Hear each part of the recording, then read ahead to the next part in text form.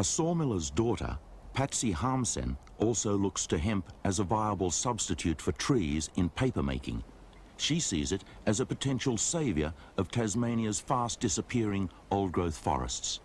When Dad went into the bush to get saw logs, everything was left intact. You couldn't tell where they'd been to get the logs, and the undergrowth thrived and the animals thrived, and there was very little disturbance. So the love of the forests was a very, very important starting point for me.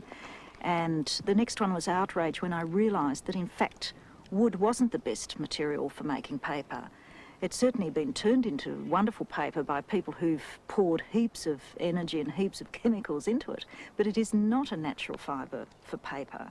And the best natural fibres are in fact annual farm crops, like, and especially hemp and flax as well.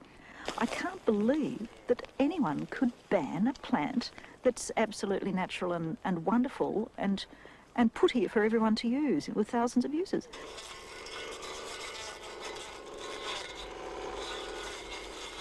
With the harvest of their third experimental crop, Patsy is determined to prove hemp can be used as a replacement fibre in Tasmania's massive pulp industry.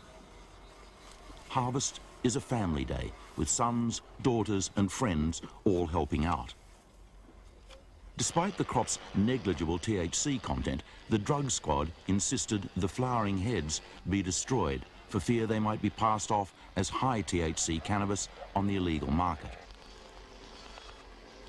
Part of this crop is earmarked for the research laboratories of Australian newsprint mills, Australia's largest supplier of newsprint paper.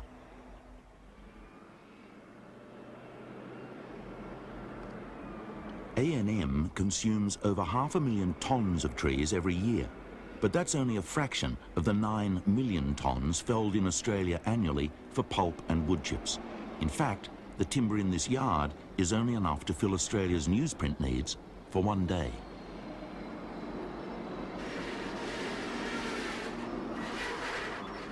With the controversy surrounding the logging of old-growth forests, A&M has recently moved to plantations for its fibre input. But pine and eucalypt pulps need a stronger fibre to reinforce them, and the company spends $20 million each year importing bales of craft pulp made from spruce trees.